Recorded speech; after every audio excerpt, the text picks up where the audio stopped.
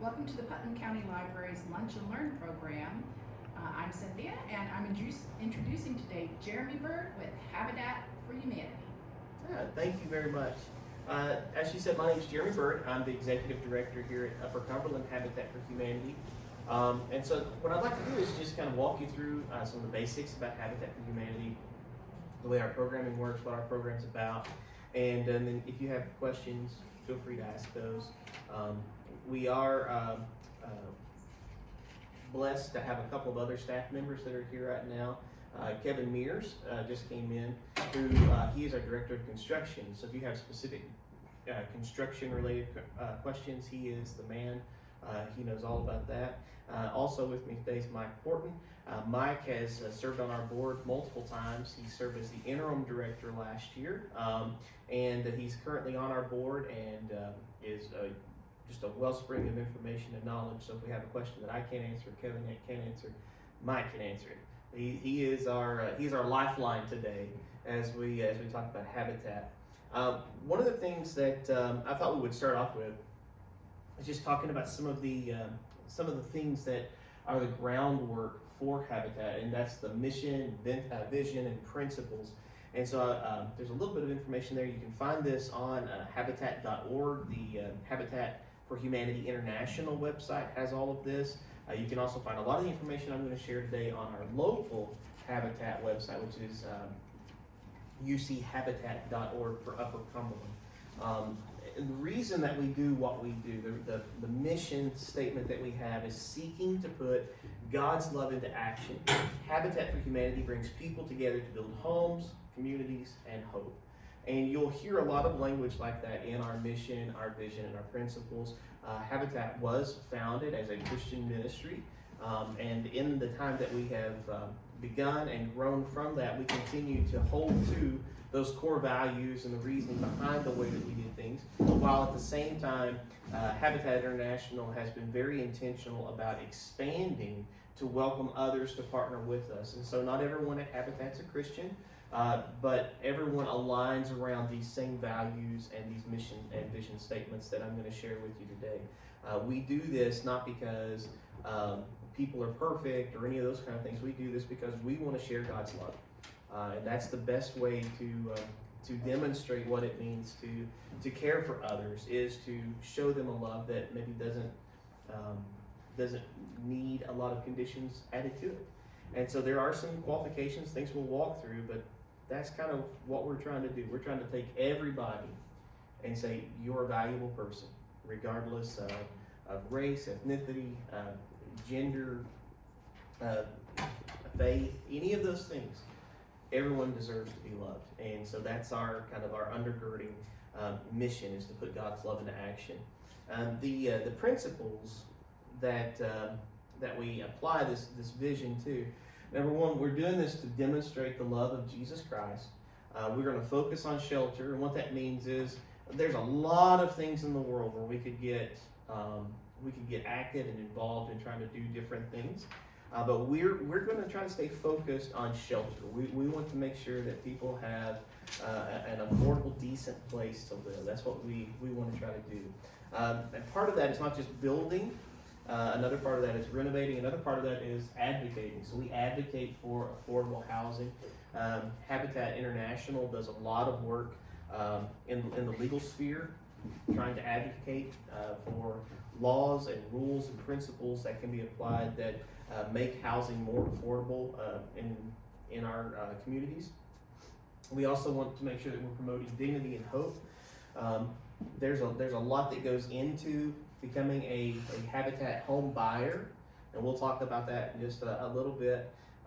But we want to make sure that everybody that goes through our program, whether they apply to the program, whether they're accepted into the program, whether they go completely through the program and become a home buyer, that they recognize that we as Habitat, we are trying to demonstrate the love of Jesus Christ.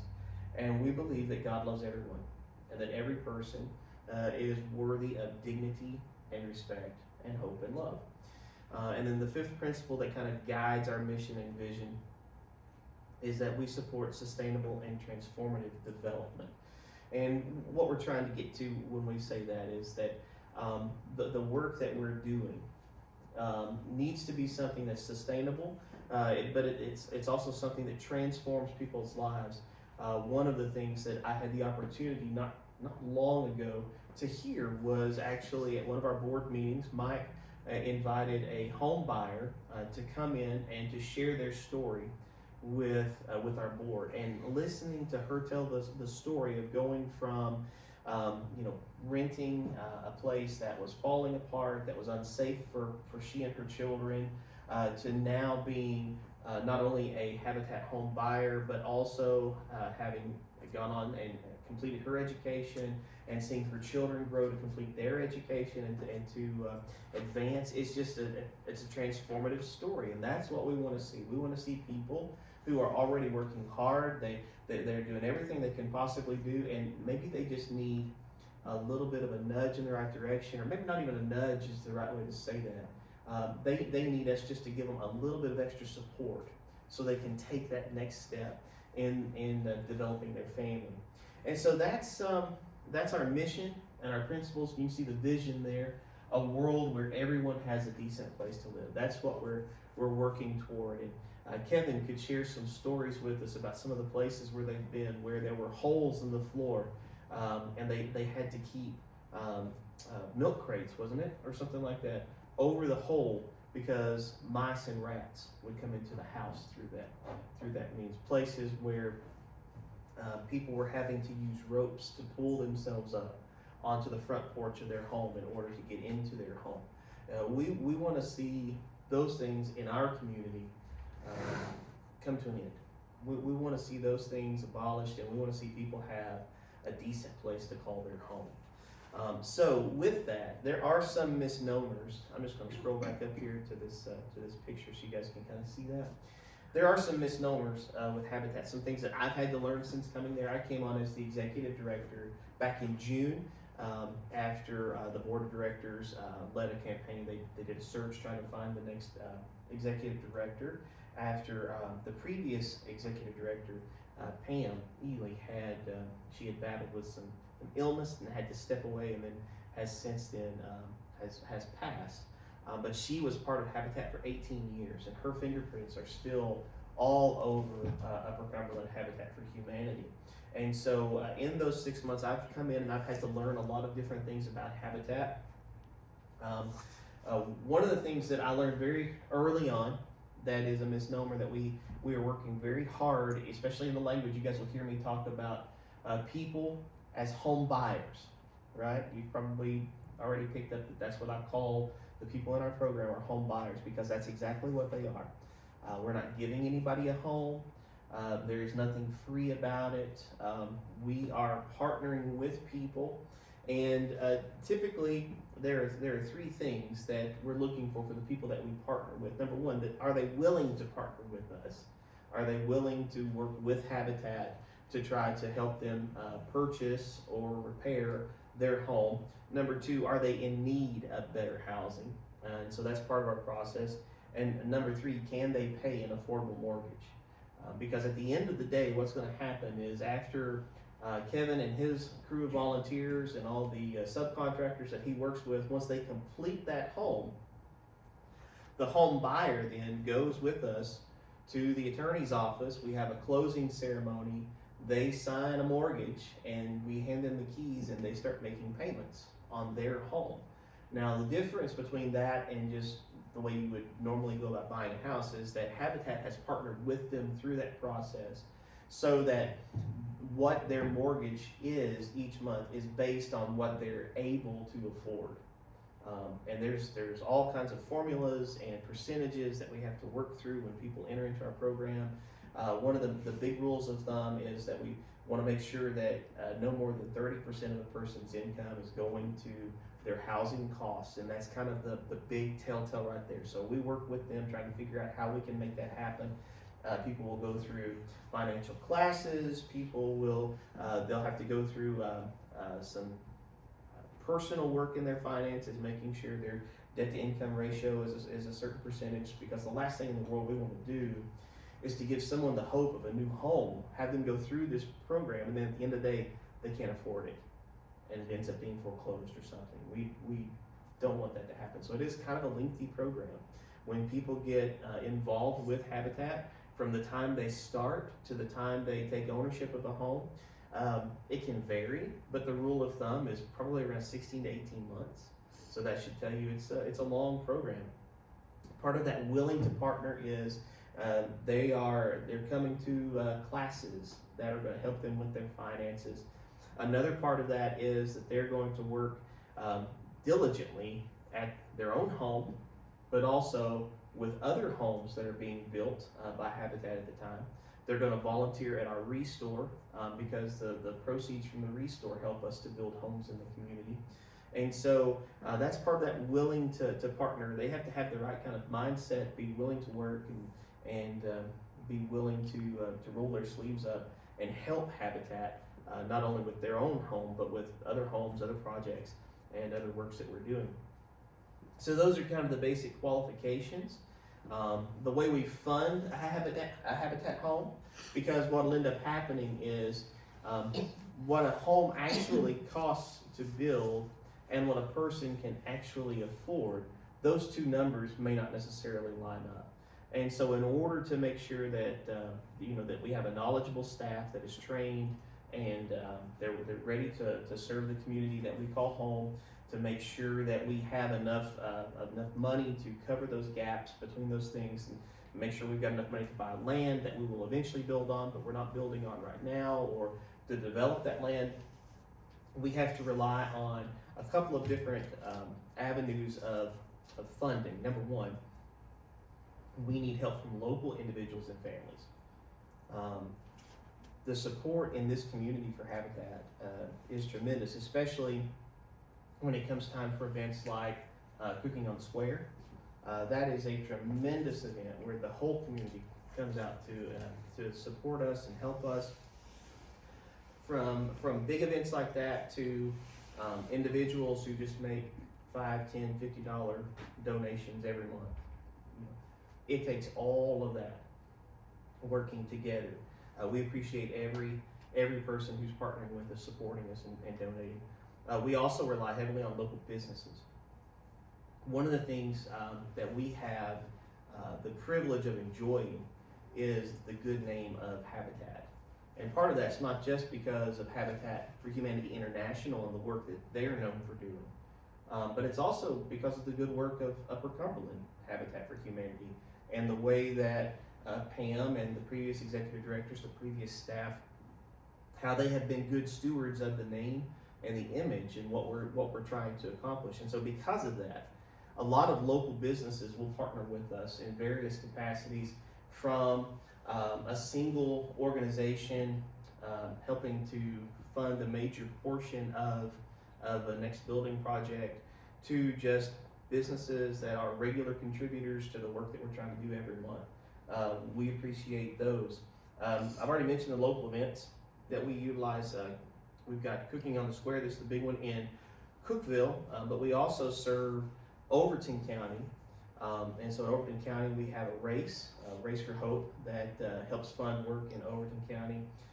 And we're also in the planning stages of another few events that will help with us. Also, we're in the process of bringing on DeKalb County also. A handful of years ago, DeKalb County Habitat for Humanity came to Upper Cumberland Habitat and asked to merge and begin working with us. And so we are in the process of finalizing that merger. So we go down, our staff has gone down in the last few months and helped out with the chili cook-off. That's a big event down in DeKalb County at Smithville. We were there for the Fiddler's 5K, the run that they hold in the 4th of July down there. That's a huge run, lots of people attend. So we have local events that do that. We also rely heavily on grants. So those could be from the government. We have some government grants that we can tap into and use on occasion. We also have individuals that have set up foundations, and we can receive grants through that. So we have part of our staff, part of their responsibility is trying to help figure out what grants are available, and how we can use them to help us build. Because even with the tremendous support that we have in this community and the other communities that we serve, we're trying to do something that would be next to impossible without adding grants to that. We're trying to build a couple of homes in Putnam County every year. We're trying to build at least one home in Overton County every year. We're committing to try to build at least one home in DeKalb County every year. And I don't know if you guys have tried to build homes or buy homes recently, but those things aren't cheap right now. So it takes a lot of work, it takes a lot of strategy, it takes a lot of support. So we also, beyond just building those new construction, we do some ongoing work that you can see down there. It's new home construction. We do neighbor to neighbor, which is a kind of a community support that we do, and then senior repair projects where we will try to help senior adults who already have their home, but maybe they have some accessibility issues. Maybe they need a ramp.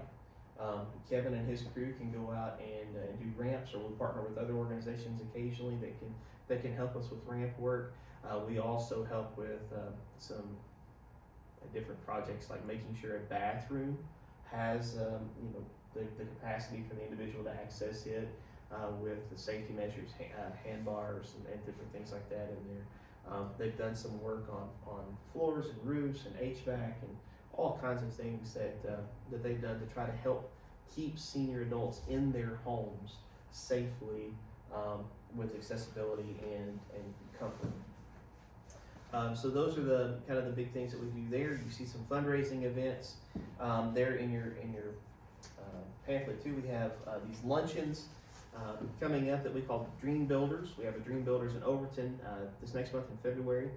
In April, we'll have the Race to Build Hope. We'll have a Dream Builders in Putnam County. In July, we'll have the Fiddlers 5K. In September, we're planning a new event for Livingston. That's a barbecue picnic kind of event. In October, Smithville will have the chili cook-off, and then of course that last Friday in October, you'll need to be ready for cooking on the square, which people don't know this, but those bowls, a lot of those bowls are actually made in our facility here in Cookeville, over on Spring Street where our offices are. We just left a staff meeting, and our studio manager, who is over the bowls and all of our pottery, said they're going to be in there 2 days this week making bowls, getting ready for October already, because we'll have typically between 3,000 and 3,500 handmade bowls that we will use for cooking on a square. And then, just in case, we also have some mugs. If people ever get tired of cute handmade pottery, they can get a mass-produced mug with a handle on it with our logo. They can do that if they want to. At the bottom of that pamphlet, we've kind of talked about the steps of homeownership, because there may be some questions about what that looks like. How does one go through the process? Well, the first step is to apply, and we take applications periodically throughout the year. We just took applications before Christmas in Putnam County. We'll be taking applications in Overton County this coming Friday.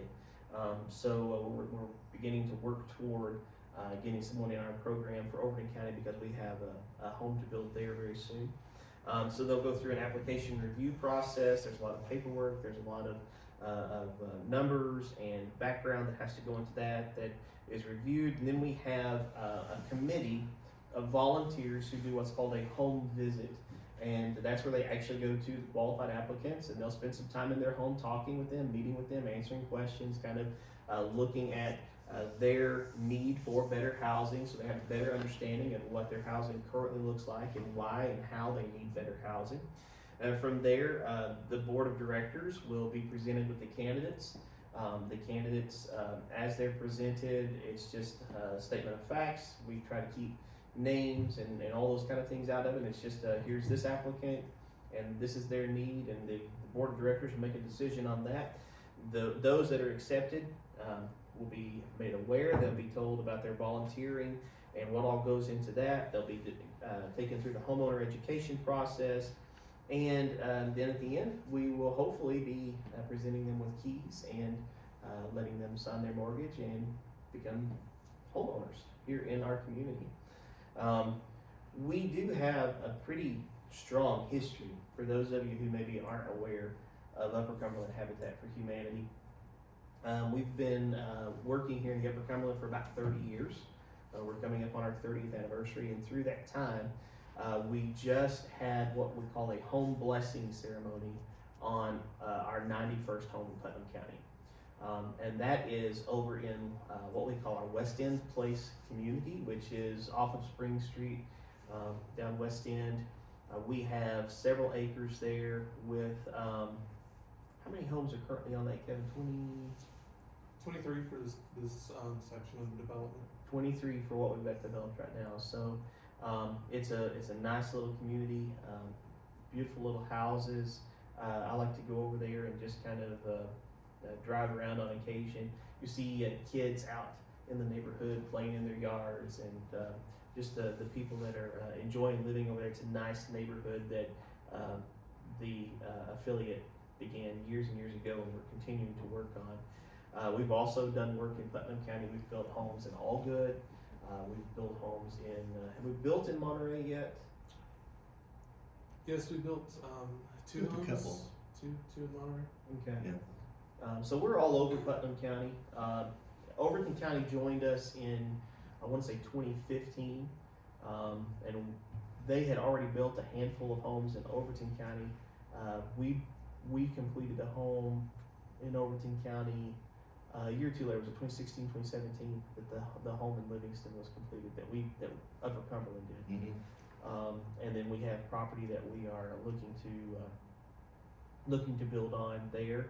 We don't have a neighborhood per se in Livingston, but they've built in a couple of different sections, and we're actually going over this afternoon to look at some more property in the Livingston area, hopefully to get ready to build in the coming years. Smithville, while we haven't finalized our merger with them, we're excited because they already have a handful of properties and are ready to build. So it's just going to be a matter of once all that's finalized and we get the blessing from the state that we can do that. Going down there, starting the application process in Smithville, and beginning to work with families down there to build in the Smithville area. And then part of the vision for Upper Cumberland is that it will expand even beyond those counties and touch more of the Upper Cumberland in the coming years. So that's kind of the 30,000 foot view of Habitat for Humanity in Upper Cumberland, Habitat for Humanity. But I wanted to make sure that we saved enough time for questions if you had questions, or if any of the staff or volunteers that are familiar with Habitat want to add anything to what I've said. This would be a great time to do that. As I said, Kevin Mears is here, Director of Construction. Shelby Dunham is here, who is volunteer and administrative coordinator, and she actually does a lot of other things right now in the office too. And Mike, if you have anything that you'd like to add, anybody have any questions? How does your construction actually work? I mean, do you have a crew that actually does most of the construction with help from volunteers? How does that work? Yeah. So Kevin knows that intimately. Would you like to explain kind of how that works? Sure. So even from the planning stage, I have a group of, we call them our crew, retired men and women who come out, and some of them have been with Habitat since they retired, and some have actually been supporters of Habitat while they were still working. So Scott Anderson, who's one of our longtime crew leaders, and he's volunteered with Habitat for about 30 years when he lived in Texas before. So he's a retired professional now, and I'll meet with them, at least touch base with them once a week. They get a group text, and then they call and we talk on the phone as well. But we try to go out a couple of days a week during the week, and that's kind of the plan, is that during the week, the crew, I'll meet with them and we'll do some prep or some tasks that aren't really volunteer-driven building activities, and then on the weekend or Friday or Saturday, we'll have a group come out, and that's when we'll have church groups or businesses that want to do team building exercises, or just normal volunteers that are looking for hours. We've had, so far this year, we've had the high school out, we've had Tennessee Tech out, and UCMC, TBA. Several groups have come out. Typically, the majority of the house, I would say about 50% is done with contractors. Like the roof, we don't get on the roof and do the roof. Some of the other, like the electric, we've not done a whole lot of. and then some of the plumbing we're not doing. But as far as the shell of the house, we're framing it, we're putting the siding on, insulation in most cases. The drywall we've done some of, and we haven't in other cases. A lot of the work that can be done with volunteers, we will do that instead of having contractors come in and do it. And again, it's a great opportunity for businesses or churches or groups to come together and participate. And it's just a blessing to have them out there and to see the community, they want to be involved, and it's great to have them out there. And on a regular basis, I probably have 8 to 10 volunteers that could come out on a, if we're just like siding is something we're doing on the house that we just talked about that we had the blessing for. I have 8 to 10 people that I'll contact. Maybe 5 or 6 will be able to come given the day, and we'll work on that. And there are other activities that we would have larger groups come out for.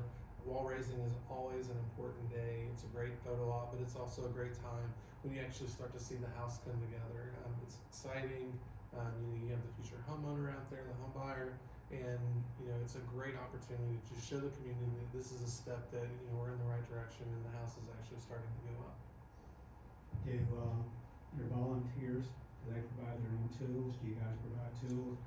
How do you do all that? Well, some of the guys do have their own tools, but we do have tools on site. So we have a trailer on site, and then at our West End neighborhood, we have a community fencing area where we keep the majority of like our heavy tools that we wouldn't necessarily need every day, but like we bend metal with the metal brake. That's something that's pretty big. There are things that we store in that location because we are building so many homes in that neighborhood in the future, and we built so far. But a lot of guys will bring they have their own tool belts. They some of them have preferences to their own drills or nail guns, but we definitely provide all the necessary material, especially when we have groups that come out.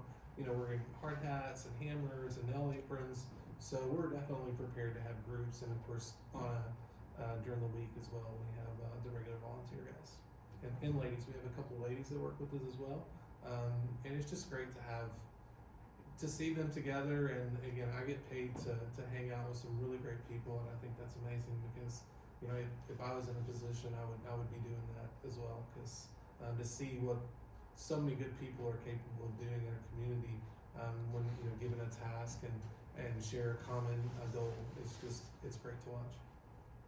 That's something to kind of clarify. So Kevin, in all of what he's talking about, would really be the only staff person involved. The crew that he's talking about, those are all volunteers. They come out and they volunteer their time in the construction, but these are dedicated. He calls them his crew because these guys give of themselves and their time just so generously.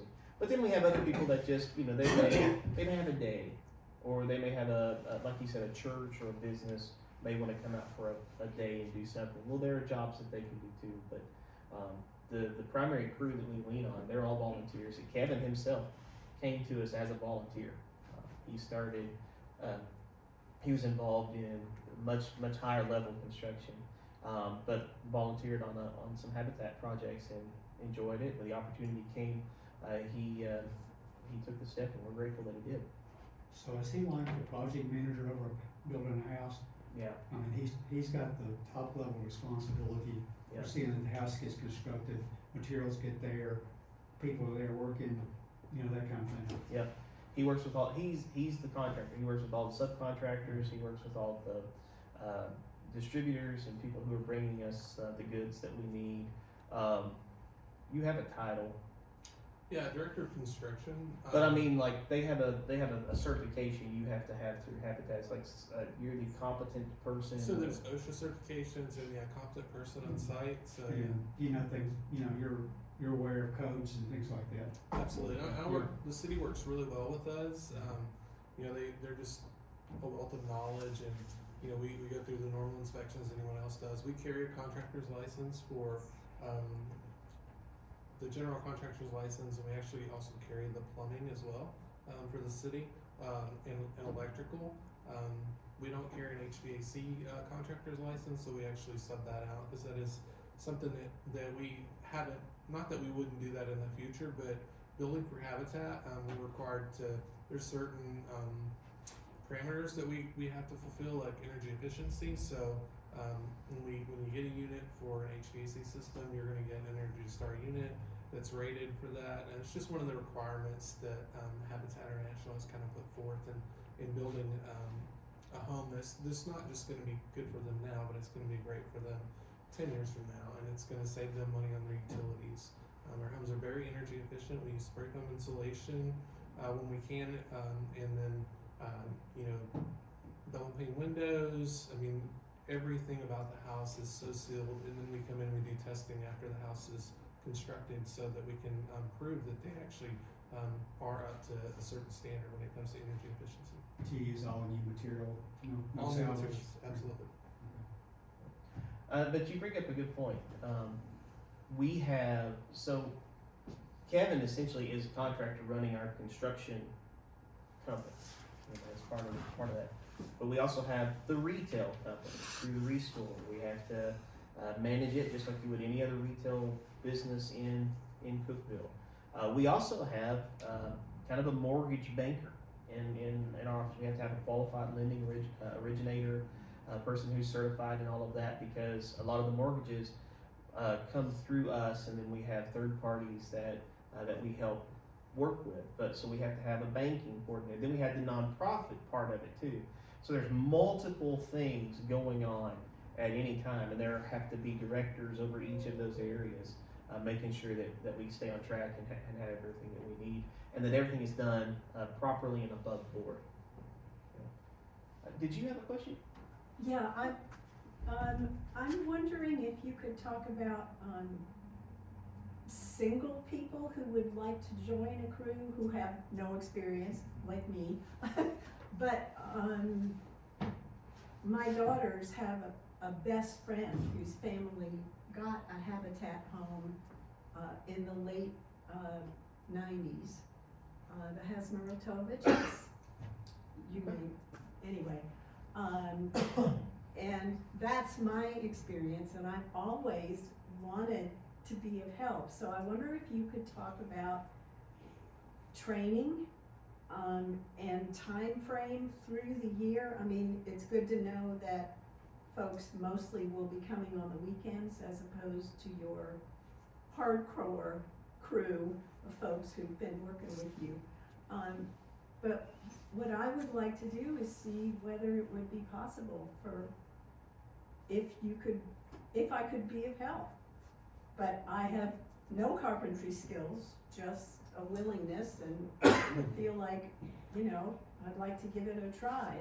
So if you could talk about that. Sure. So I've been here almost 2 years, coming a couple months on 2 years, and we've had multiple people come in. We've had a gentleman that was in the guard, and he had opportunities between leaves where he could come in, and he had some carpentry skills, but for the most part he wanted to kind of learn, because once he got out of the military he was thinking he would like to be a general contractor, and he loved volunteering, and unfortunately I think he had to go back and move at some point. But we've had ladies that came out in the past that they weren't necessarily wanting to do certain tasks. So when we were painting inside, that was something that they wanted to do. When we were doing siding, that might have been a job that they wanted to do more.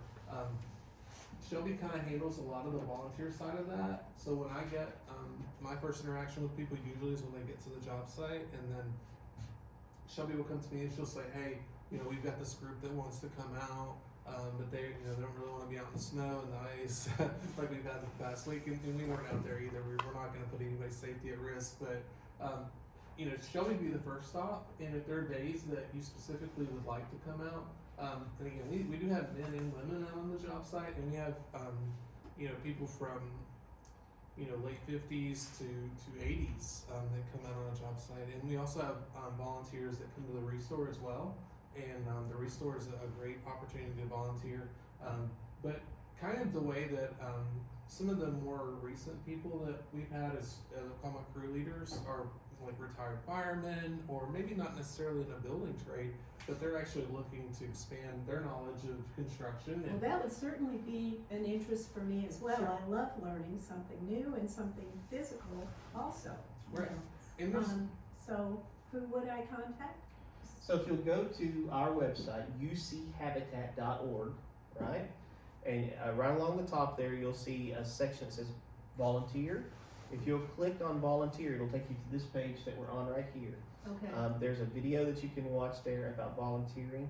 And then you can come out here and actually let us know what areas you'd like to volunteer with. So there's construction, there's restore, there's administration. We have several volunteers who come in and just help us in the office every week and answering phones and doing different things that we need done in the office.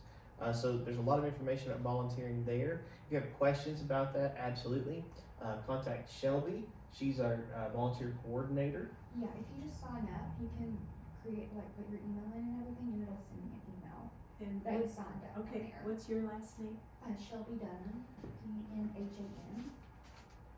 And in this, there's a staff directory in the pamphlet that we handed out, Okay. along with a list of our board of directors. So I'll give you that. So do you have volunteer opportunities during the week and on the weekend as Yes. well? Yeah, and as Kevin said, there's all kinds of opportunities to volunteer. If you're thinking, man, it's cold, I don't know that I want to be on a job site right now. Well, the Restore needs volunteers pretty regularly to help with the store down there. We need volunteers serving in our offices in an administrative capacity. So there's all kinds of opportunities. and events as well. So we have a lot of volunteers that specifically work with Cook Island Square. We probably have 100 volunteers that kind of make that happen. And an event that has 3,500 people, you're going to need a lot more than just the staff that we have to run that. So you'll have dream builders, the race, for example. Some people just want to focus on certain areas, but they love Habitat and they want to partner with us. So there are a lot of opportunities, and again, we're always looking for more opportunities. One has a great idea, and then we talk about fishing tournaments and turkey shoots, and there's just so many things that we want to be involved with the communities that we're part of, and volunteering is absolutely the best way to do that. Because without volunteers, let's face it, none of this is possible. I mean, none of the houses are getting built. Even at the Restore, having the amount of people that come through the Restore, we can't staff that like a regular store. So we have people sorting, people. One guy contacted us. He loves records, and he's like, hey, if you want me to come in for a few hours, and I can help you with your records. There's so many opportunities, and no matter what the idea, if you've got an idea that you're like, hey, this is what I'm great at, where do you think that you could best use me? Shelby's going to be a great resource for that. What kind of insurance coverage do you have for people who have no experience All and God the forbid, insurance. That's part of my job is, Okay. so as the executive director, I have learned that it is my primary responsibility to know all the policies and keep us in compliance. And Habitat is very specific about insurances, making sure we have coverage. We have umbrella policies, we have event policies, we have all kinds of insurance that helps cover anything from what So happens. you have coverage for Yeah. site volunteering. Yes, and that's part of when you volunteer. Mhm. Part of the video that you watch and part of what you sign is some of the acknowledgments for insurance and some of the information that you need and the waivers that you need to sign in order to be on the job site. When we have somebody come in, whether it's we had Upper Cumberland Electric Membership Corporation came in and helped us in Overton County and Putnam County, and those guys had to sign liability waivers. They had to sign all the documents because everything's got to be done just a certain way because Habitat wants to make sure that we are above board on everything that we So do. basically what you're saying is that a volunteer waives their right to be covered? Well, there's I mean, this is there- really not my primary focus, Yeah, but yeah. I mean, there's insurance that's going to cover that, but there is also some waivers that need to be signed. But if something happens on a job site, we have things taken care of. Hopefully, nothing happens on a Right, job site. of course. That's our prayer is that everything's Right. done the way it should be done.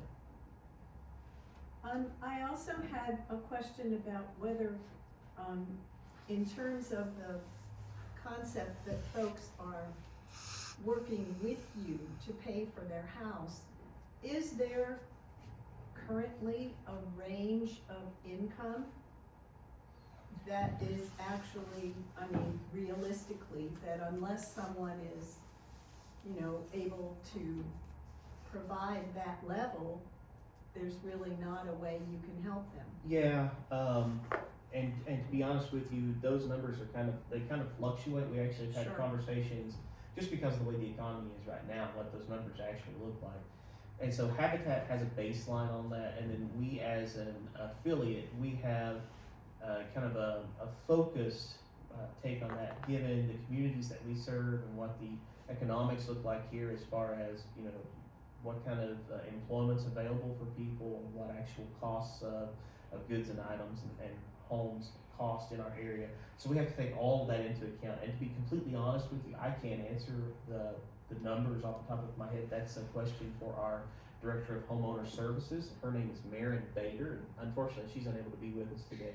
But she would be able to give you the specifics on what that looks like, what those numbers look like.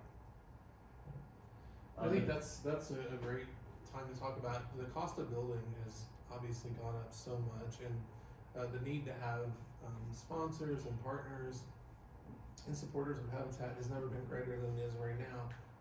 You know, the cost to build a home, you know, as much as $200,000 when you include the land, and to be able to get someone into that home, you know, we carry what's called a second mortgage.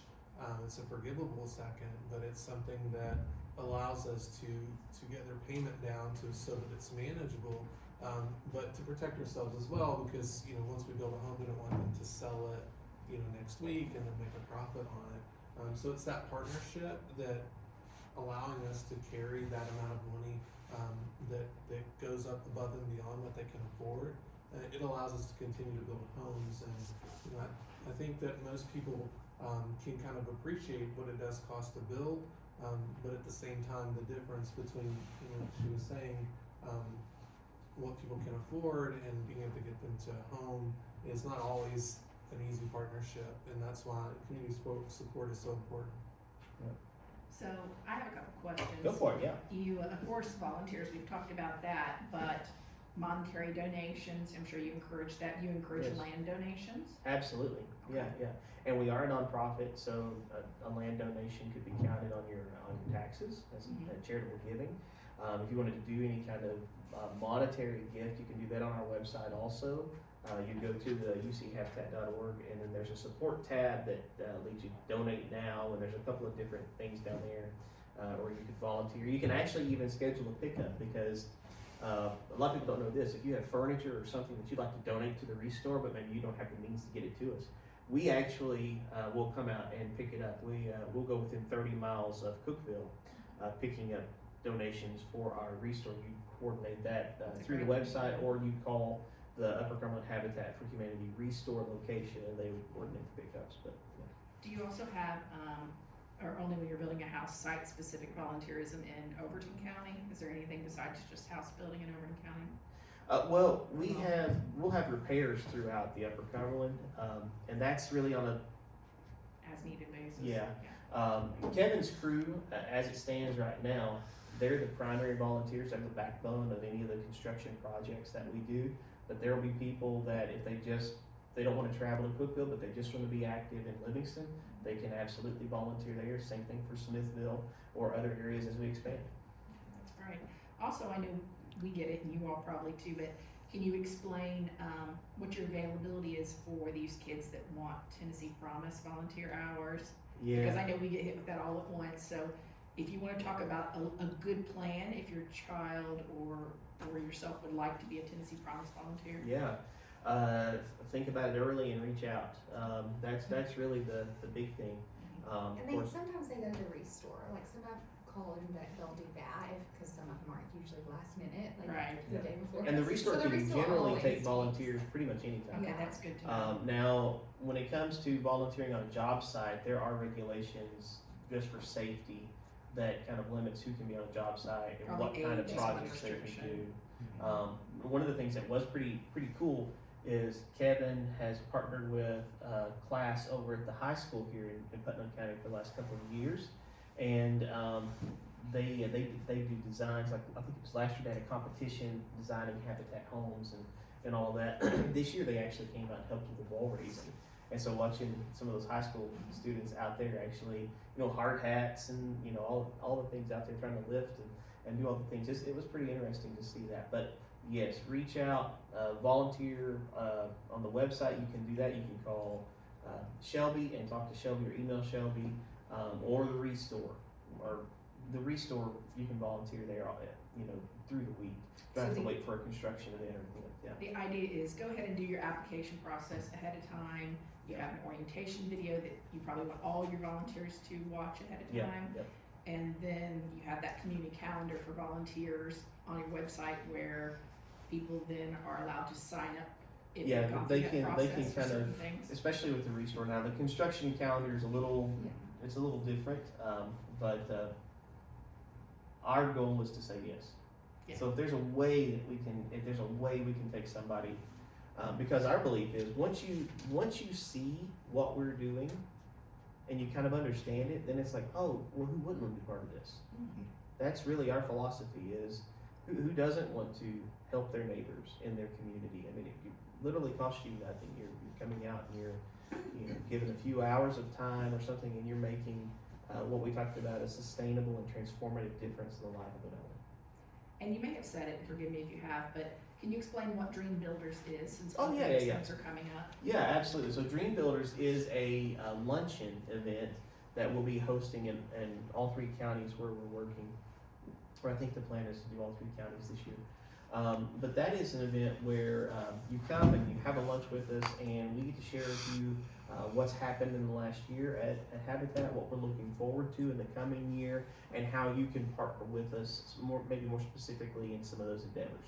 Is that something that is a fundraiser? Do you buy a ticket to that? It is a fundraiser, and they're each a little bit different. So if you're interested in that, the best way to get that information is probably social media. Go to Facebook and like us and follow us on social media. We put all of our announcements and all our information there. Allison Smith, it would be our Director of Development, and unfortunately she wasn't able to be here today. She would know these things inside and out but Livingston's is a little bit different than Cookeville's. Like there are tickets to be purchased, I think, in Cookeville, but Livingston's, you don't buy a ticket for it, and I'm not sure what Smithville's is going to look like yet. But that's a great question.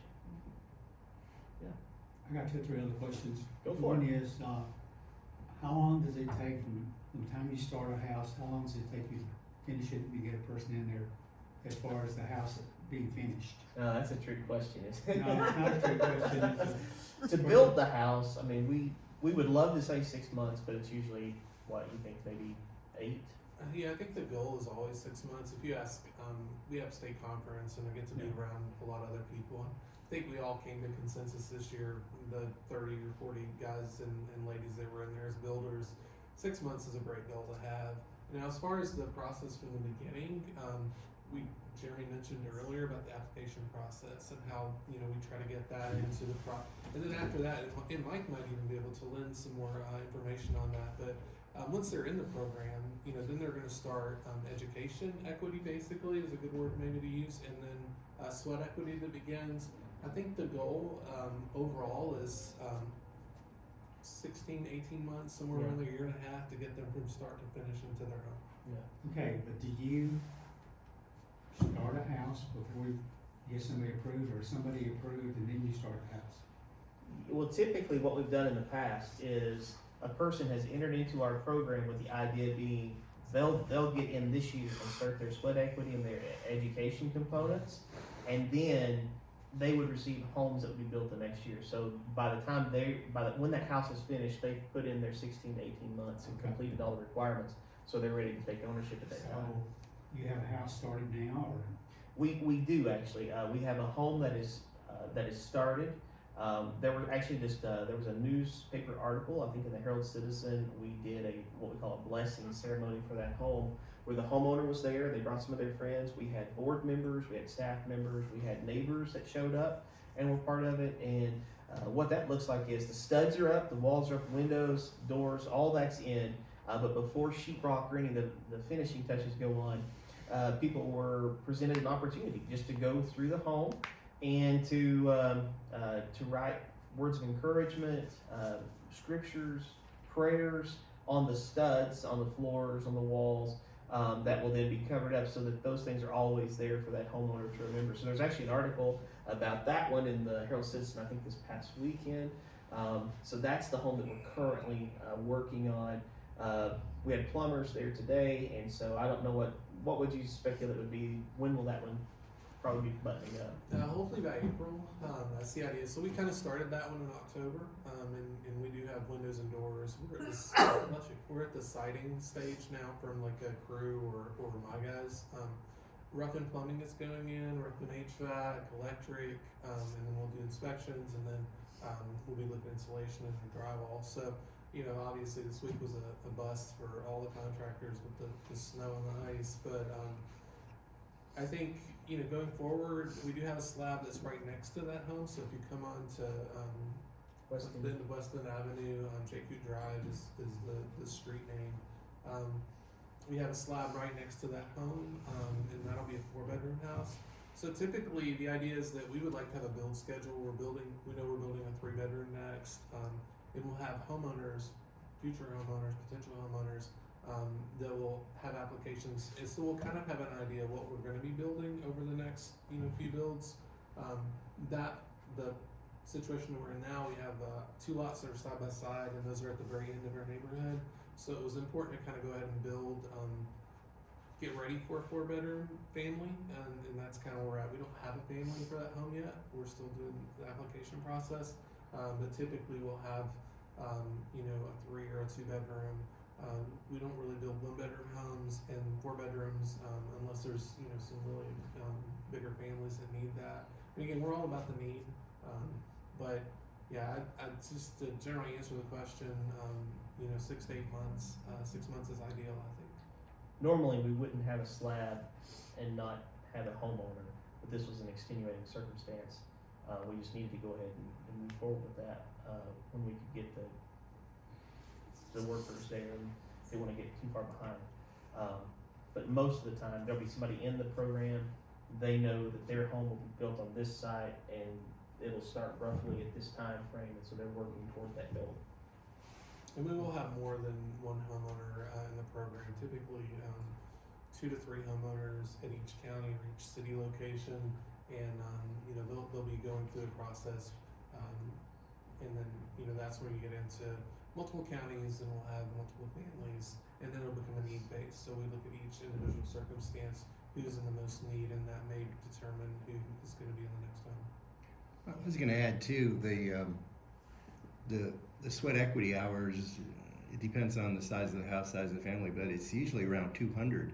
So it takes a while for them to get all those hours in. So I've been involved on and off for about 20 years. It's always a timing issue. You got to find the families, they've got to get their sweat equity in, we have to have the funding. But it's come together, 90 some time, so it works.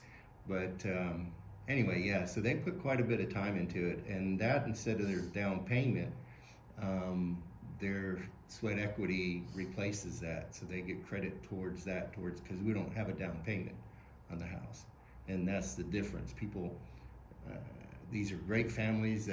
Most of them, if not all, have never had a home, but for whatever reason, they couldn't save up that down payment amount that banks require 15-20%.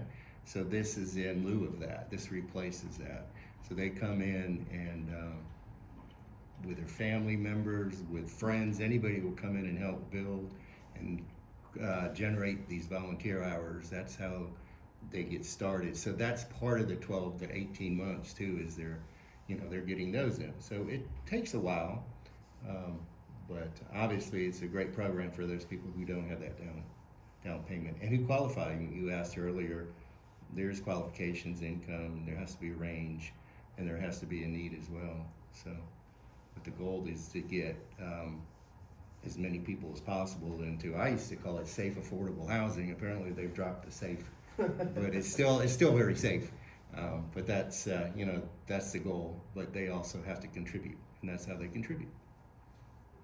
So this house that was started in October, the family probably started the process a year before that? Oh, Tasha's probably, because of COVID, I think she's been maybe even longer. Yeah, Oh, you're gonna have, gosh. so in Sure. in the Oh, short, I forgot about that. Yeah. yeah, during the short amount of time that I've been here, those of you that are in Cookville know that we moved to Restore, over to the old Kmart building by Big R. We were in the same location, basically across the street, or, for, what, 15 years, Mike? Yeah, at least 15. Yeah, so that was a big step. Our crew built out the Restore, so that was something we did during that process. And we also moved our office as well. So our office is now on Spring Street. It was on 10th Street or on 15th Street. And, moving from an industrial area to a more accessible retail location. And we're in a small building. We share it with other tenants, but it still gave us an opportunity at the Restore to be retail for the first time, where people actually know where you're at. It's easier to tell someone where you're at than you're on a side street that no one really drives down. And then of course the office that we built out the majority of the office as well. The construction crew did, and in the meantime, we've I've been part of in the last 20 months. I've been part of those 2 build outs, and then 4 houses have closed since I've been there, and then we're starting our 5th house, so and the 6th one as well will be hopefully under construction soon. And if I could say, and the way you think about it, you say, well, that seems like a 12 to 18 months. But, okay, the alternative is to save up your down payment. How long would that take?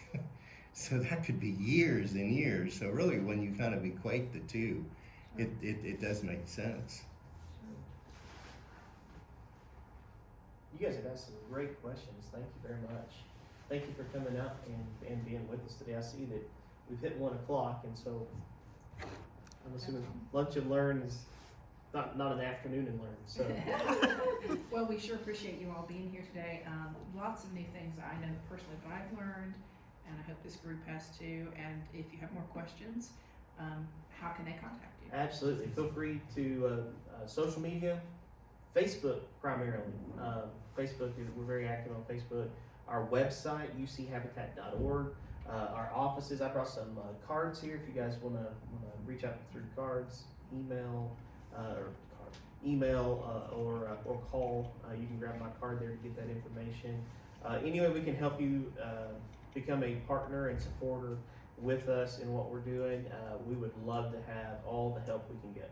And your specific name on social media would be Upper Cumberland Habitat for Humanity? There's multiple, because we kept getting locked out of them. So it's UC, if you wanna write it down, UC Habitat _TN Okay. is Instagram, and then you can just search Upper Cumberland Habitat on Facebook, and that should be the same one for all. Pay attention though, because there's a Restore one and there's a Habitat one. Yes. They're different. We So, also have the Restore, so that one is UC Restore, Okay. no special anything. Oh, so. and that brings up the fact if you want to donate things to the Restore, is there a pull-up spot to donate? You go in, it's front, to the back? side of the building. Uh-huh. Yep. I don't know what that would be. I'm confused. And you have North, certain south, east, or hours west. that you accept? Yeah, the Restore, they're closed on Monday, but they're open Tuesday through Saturday, 10 to 6, And And they you take donations till 5. and they take Okay. donations till 5 Take And donations? it's located in the old Kmart building Yes.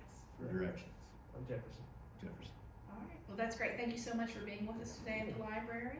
And if anybody here wants to watch this over, this will be on our Facebook page. It will be on our Instagram page under Reels, and it will also be on our YouTube channel. So if anybody wants to play it over and learn the details again, if you missed something, you can see it that way. Thanks for being with us, and we're going to shut off now.